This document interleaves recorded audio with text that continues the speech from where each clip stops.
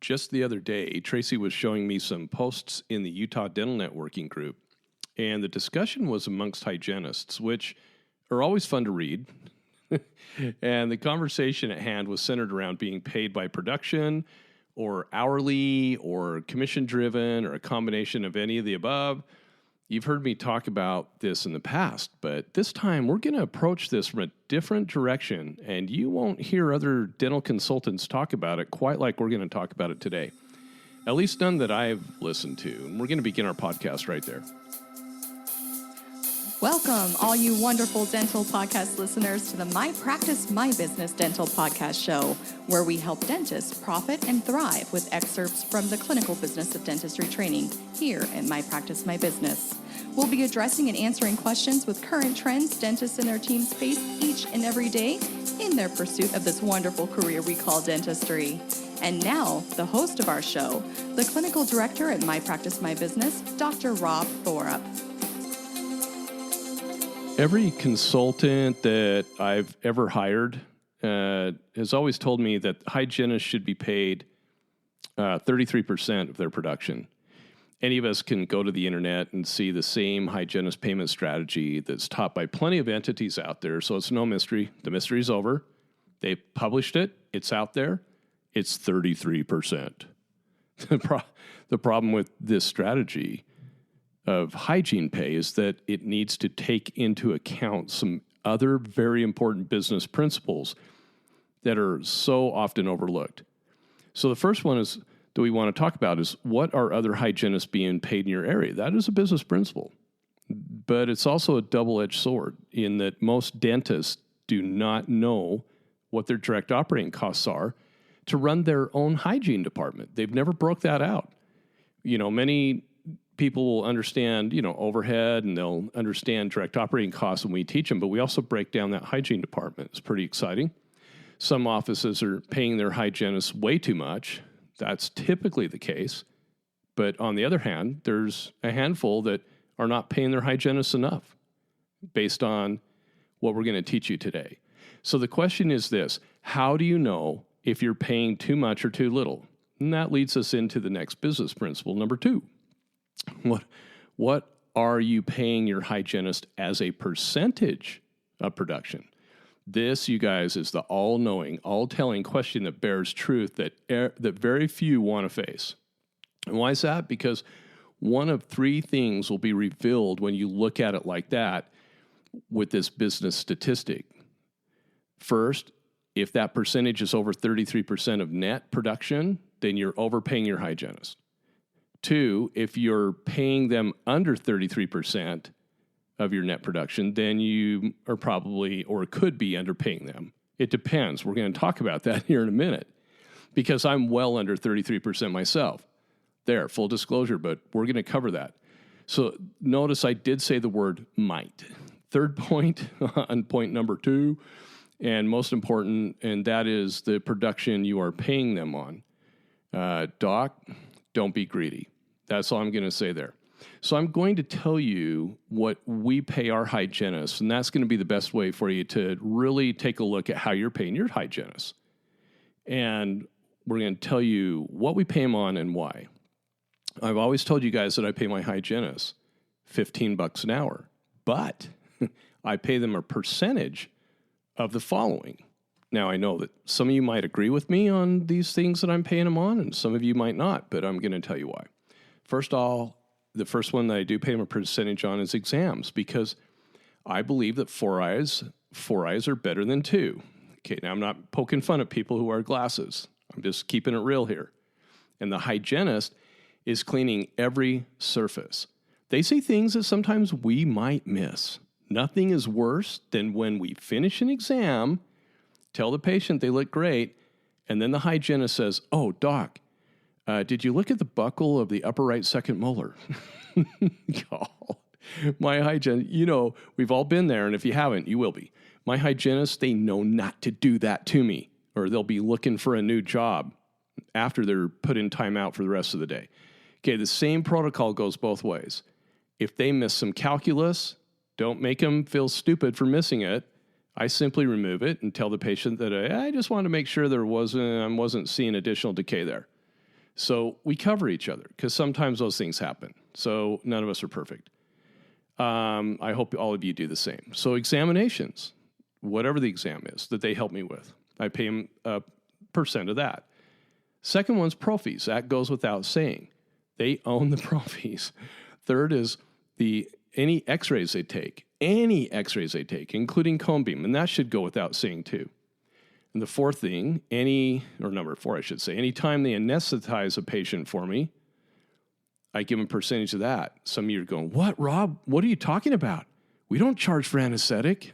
If you don't charge for anesthetic or don't know how to charge for it, you definitely need to come to our training. By the way, the laws that we're working on Capitol Hill, that's going to be a power play on anesthetic. We'll cover that soon. If you don't believe you should charge for anesthetic because you've been brainwashed into believing it should be inclusive or bundled into all your procedures because of your non-business educated philosophies, doc, then you are clearly the problem to those of us who are battling dental insurance companies so that we can be paid fairly for the services we provide. Medical charges for anesthetic, veterinary charges for anesthetic, chiropractic's charge for anesthetic. I hope you let that sink in for a minute. Why did that happen years ago, back in the 2000s? Why was that paradigm shift taken over? And it's because of frequency, and the insurance will go after us anytime, just like they're doing with buildups. That's a whole nother story. Frequency. They try to shut it down wherever they don't have to pay out. And if you let them, that's your problem. But we're pushing back, and we're succeeding. More on that later. So if you don't understand, call me. I'm happy to explain it offline.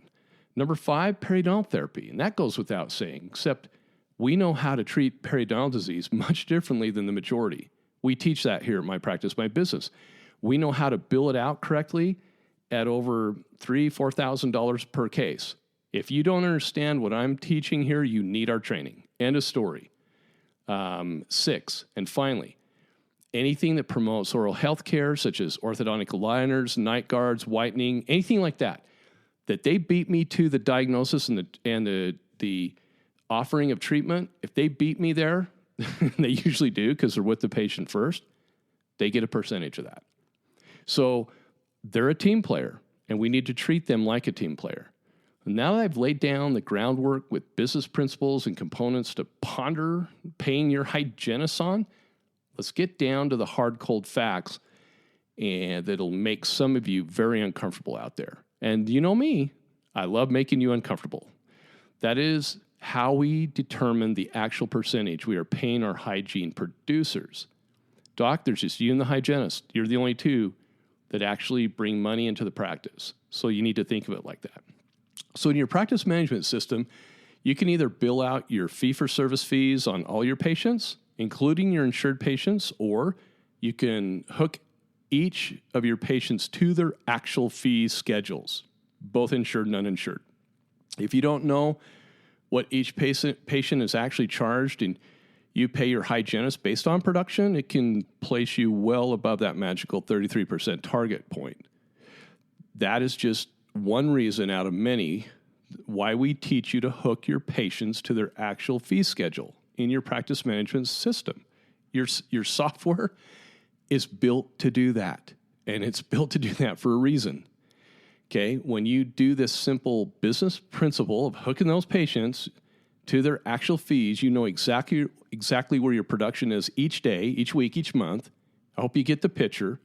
It's how all businesses are ran, or should be, except dentistry. So but it can be. So if you're paying on production, you need to pay on actual net production, not gross production, minus some arbitrary write-off that gets used somewhere close to that net production. That's the easiest way to clean that whole business concept up. Just hook the patient to their fees. I can argue that all day long, and I'll win that debate each and every time on many other points that I'm not even addressing here. Now for the uncomfortable part. If you're paying your hygienist hourly and you look closely at their actual production, total that actual production and divide it by the associated pay period, what you paid him that 2-week period or roughly 2-week period if you're paying twice a month, That's what you look at. So let's say that you're paying your hygienist $38 an hour, and they work part-time at 60 hours per pay period.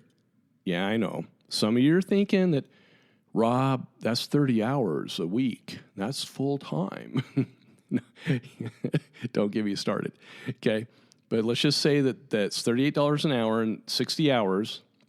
Their total gross pay would be $2,280. $38 times 60 hours is $2,280 gross pay. Now we look at their net production for that pay period. And let's say it was $5,500 for the time they worked. You take $2,280 and divide it by 5,500, and then, of course, you can either look at it, move the decimal, or you can multiply it by 100, and that will give you a percentage. It's 41.5% of net production. Is that hygienist profitable for the practice? Nope. How often do we see this? All the time. Okay? So if you teach your hygienists business principles that help them understand that they've got to be team players, just like you, Doc. If you help them understand that, then you're going to have a hygienist that is going to want to do what I'm going to teach here in a minute. So one would think that 60 hours of work would produce about 60 patients if there were zero no-shows. So that hygienist, let's say in those 60 hours, had one patient per hour. So that's an average, and this is like a statewide average in Utah. In other states it'd be higher. I don't think in any other states it'd be lower, but it's an average of 91.67 per hygiene patient. Is that a good number? Maybe that is the best number for your practice at this time, and that's a real possibility. But I want you guys to know that I pay my hygienist $15 an hour and 15% of their production. So at 60 hours, let's run this with my hygienist. Let's see what they would make. At 60 hours, they would make a base of $900. 60 times $15 is $900, and a bonus of $825 based on that total of production of $5,500. Okay, so now they would actually make, if the total pay would be $900 plus the $825 bonus, that equals $1,725, which is $555 less than the hygienist in this scenario. But you take that $1,725 and divide it by $5,500 of production, guess what that turns out to be? 31% of production. That's a fair salary. To the doc, that is a more fair salary than $38 per hour. So my hygienist in this scenario, though, hygienist, if you're listening, you'll pass out, but that's okay. Revive yourself because really cool news is coming. My hygienist in that scenario would have only made $28.75 per hour based on how we pay. But wait, remember what I told you, my hygienists get their production, they get their production pay on, not their hourly pay, but their actual production pay. They get paid on production of all the things we talked about. That's the best way to put it. The percentage scenarios of what I'm going to tell you don't just apply to hygienist pay here in Utah, but they also will pertain to any state because the ratios of procedural reimbursements to regional pay are mathematically similar. Now let's have some fun, docs, and I hope you hygienists are listening too here. My hygienists are making consistently between $40, even upwards of over $70 per hour. Does that freak anybody out?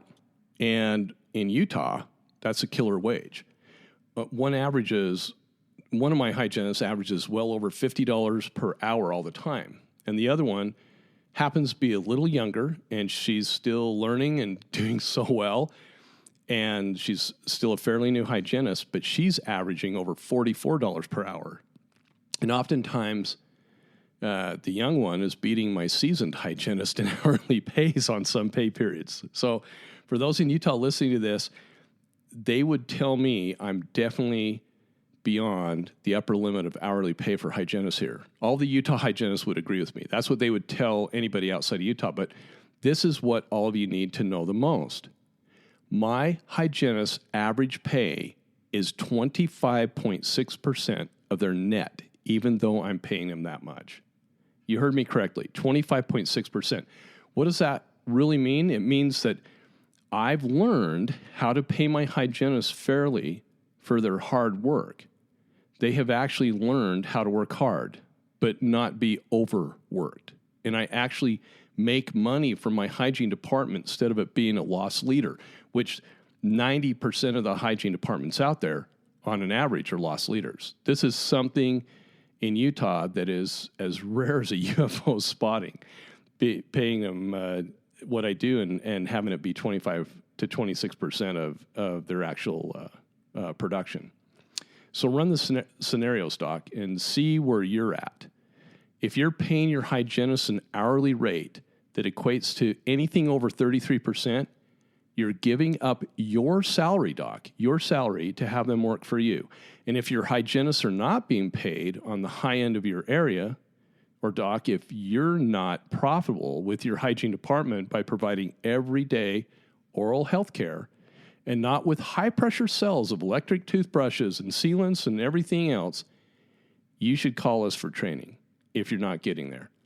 Learning how to have a win-win with your hygienist is not that difficult when you've been shown business principles that pertain to the clinical business of dentistry. However, teaching those business principles to your hygienists, docs, as we teach them to the hygienists, and getting them to change how they're paid, getting them to change that thought leadership of what they've been ingrained with, the status quo, especially if they've been pampered for years, just might be a task that will expose who is truly in charge of the practice. Is it you, doc, or is it them? Ouch.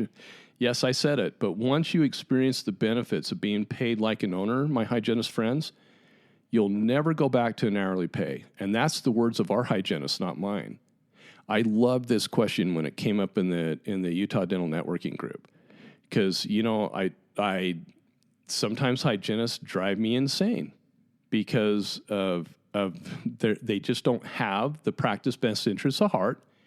They become a hygienist. They just want to be paid, but they don't understand that they're a producer, and if they're not meeting at least a 33% or less productivity percentage in the practice to their pay, they're actually a detriment to the practice.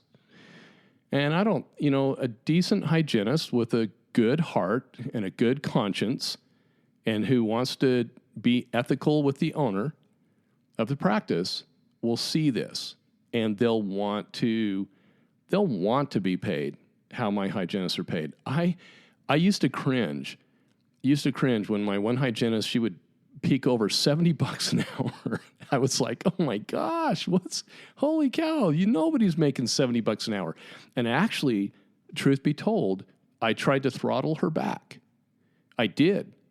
And she came to me and she said, Rob, look, we got to put a cap on your hourly rate. You're just making too much. In Utah, I could hire 2 hygienists for the price of you.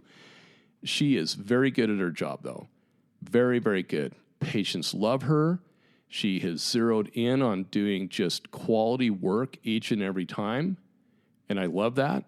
And I'm happy to pay her $70 an hour because, docs, if I'm only paying her 25, 26% of her production, then I'm actually making money. And it's okay to pay your hygienists, you pay them for their hard work efforts and what they do. We don't want them overdiagnosing, that's for dang sure, and we hold them accountable to that. And they don't overdiagnose. But it's all in the perio department. It's all how you treat periodontal disease. It's all how you work with them on, like we do clear aligners all the time. And if they get the patient to, sign off on having their teeth straightened and we're able to do the case, I don't have to refer it out. We're very selective on the cases we choose because I only want to do easy ones. We give them a percentage of that too. So it makes it fun for them to promote oral health care. I love when hygienists promote oral health care, good oral health care that is not excessive oral health care.